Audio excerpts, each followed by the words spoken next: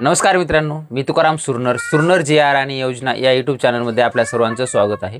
आजच्या व्हिडिओमध्ये एक अत्यंत महत्त्वाची माहिती आपण पाहण्याचा प्रयत्न करणार आहोत, तो म्हणजे मुख्यमंत्री माझी लाडकी बहीण या योजनेची आपण याच्या अगोदर सुद्धा पाहिलेली होती माहिती। त्या संदर्भात एक छोटीशी अपडेट आहे। त्याच्यामध्ये जर पाहिलं तर राज्य शासनाची एक महत्त्वाकांक्षी असणारी योजना म्हणजे मुख्यमंत्री माझी लाडकी बहीण योजना। या योजनेअंतर्गत लाभार्थी महिलांच्या आर्थिक सक्षमीकरणासाठी चालना देण्यात येणार आहे आणि त्यांच्यासाठीच आता त्यांच्याच सहभागातून महिला नागरी सहकारी पतसंस्था स्थापन करण्याचा निर्णय किंवा पतसंस्था नोंदणी करण्याचा निर्णय घेण्यात आलेला आहे। आणि तशा ह्याच्यामधीलची जी काही माहिती आहे ती सहकार मंत्री बाबासाहेब पाटील यांनी दिलेली आहे।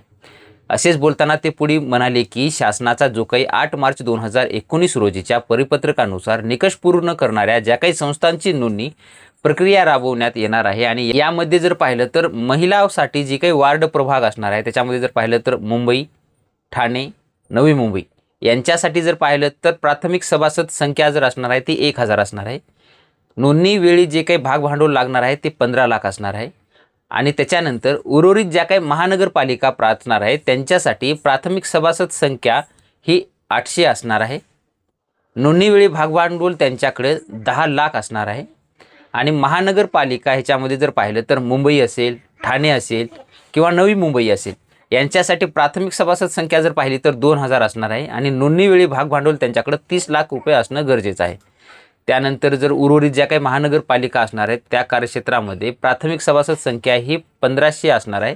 त्यानंतर जे काही नोंदणी वेळी भांडवल त्यांच्याकडे असणार आहे ते 20 लाख रुपये असणार आहे। त्यानंतर नगरपालिका सभासद संख्या ही 500 असणार आहे आणि नोंदणी वेळी भाग भांडवल हे 5 लाख आवश्यक असणार आहे असे मंत्री सुद्धा म्हणालेले आहेत। त्यानंतर जर पाहिलं तर गाव स्तरावर म्हणजे ग्रामीण भागामध्ये सुद्धा अशी संख्या स्थापन केली जाणार आहे। ग्रामीण भागामध्ये त्याचा क्रायटेरिया काय असणार आहे या संस्थेचा, त्याच्यामध्ये जर पाहिलं तर ग्रामीण भागामध्ये जर एखादी स्थापन करत असाल तर त्याच्यामध्ये प्राथमिक सभासद संख्या ही 250 असावी लागणार आहे आणि त्यांचं नोंदणी वेळीचं जे काही भाग भांडवल असेल ते 1.5 लाख रुपये असणं गरजेचं आहे। त्यानंतर तालुका स्तरावर जर तुम्ही करत असाल तर त्याची संख्या ही सभासद संख्या 500 असावी लागणार आहे आणि प्राथमिक वेळी भाग भांडवल जे आहे ते 5 लाख रुपये असावं लागणार आहे। त्यानंतर जिल्हा स्तरावर जर करत असाल तर प्राथमिक सभासद संख्या ही 1500 असावी लागणार आहे आणि त्यानंतर त्यांचं भाग भांडवल जे आहे ते 10 लाख रुपये असावं लागणार आहे। अशा पद्धतीने जर महाराष्ट्रामध्ये सहकारी संस्था अधिनियम 1960 व त्याखालील नियम 1961च्या तरतुदीनुसार ही नोंदणी केली जाणार आहे असं सुद्धा यावेळी ते म्हणालेले आहे। पतसंस्थेची नोंदणी करताना लाभार्थी महिलाची यादी जी काय असेल ते महिला बालविकास विभागाकडून प्रमाणित करून घ्यावी। तसेच प्रवर्तकाची जे काही पार्श्वभूमी तपासणीमध्ये मुख्य व इतर प्रवर्तकांची गुन्हेगारी पार्श्वभूमी नसल्याचं सुद्धा प्रमाणपत्र संबंधित पोलीस ठाण्याच्या जबाबदार अधिकाऱ्याकडून अद्ययावत करणे किंवा अद्ययावत करून सादर करणे हे बंधनकारक असणार आहे। मुख्य प्रवर्तक व इतर जे काही प्रवर्तक यांनी माननीय कार्यकारी दंड अधिकाऱ्यांसमोर खालील मुद्दे किंवा खालील यांचं ग्राहकांचं आपला ग्राहक जाणा याबाबत म्हणजे 100% KYC पूर्णता करणे आवश्यक असणार आहे। प्रवर्तक सावकारी किंवा तत्सम व्यवसाय करत नसल्याची खात्री सुद्धा करणं गरजेचं आहे।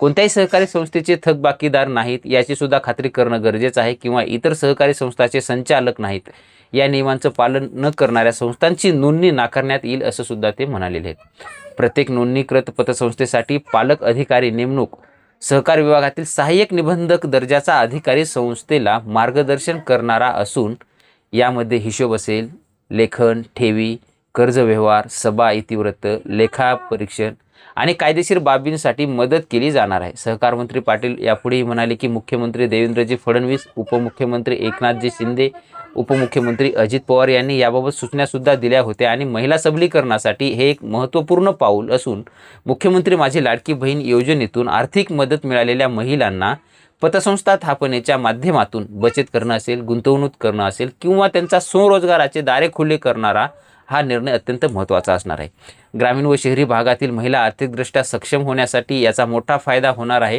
असा विश्वास सुद्धा सहकार मंत्री बाबासाहेब पाटील यांनी व्यक्त केला आहे। म्हणजेच आता जे काही आपण याच्या अगोदर एक अपडेट पाहिलं होतं की महिलांसाठी एक मोठ्या प्रमाणामध्ये त्यांना कर्ज उपलब्ध करून दिलं जाणार आहे, स्वतःचा व्यवसाय करण्यासाठी त्यांना भांडवल उपलब्ध करून दिलं जाणार आहे, तर त्यांच्यासाठी या आता पतसंस्था स्थापन केल्या जाणार आहेत। गावामध्ये जर पतसंस्था स्थापन करायची असेल तुम्हाला तर 250 सभासद असणं गरजेचं आहे आणि जे कोणी करणारे आहेत त्यांच्याकडे भांडवल जर पाहिलं तर 1.5 लाख रुपये सभासद असणं गरजेचं आहे. अशा पद्धतीनं कोणकोणत्या ठिकाणी किती भांडवल लागणार आहे ते आपण सविस्तर याच्या व्हिडिओमध्ये पाहण्याचा प्रयत्न केलेला आहे. अशा पद्धतीची एक छोटीशी माहिती होती ती आपण देण्याचा प्रयत्न केलेला आहे. असेच नवीन व्हिडिओ आपल्या चॅनलवरती येत असतात. तुम्ही ज्या चॅनलवरती नवीन असाल तर चॅनलला सबस्क्राईब करून बाजूची बेल आयकॉन दाबून लाईक करायला मात्र विसरू नका, जेणेकरून व्हिडिओ अपलोड करताच माहिती तुमच्यापर्यंत पोहोचवली जाईल. भेटूया नवीन माहितीसह नवीन व्हिडिओमध्ये. धन्यवाद.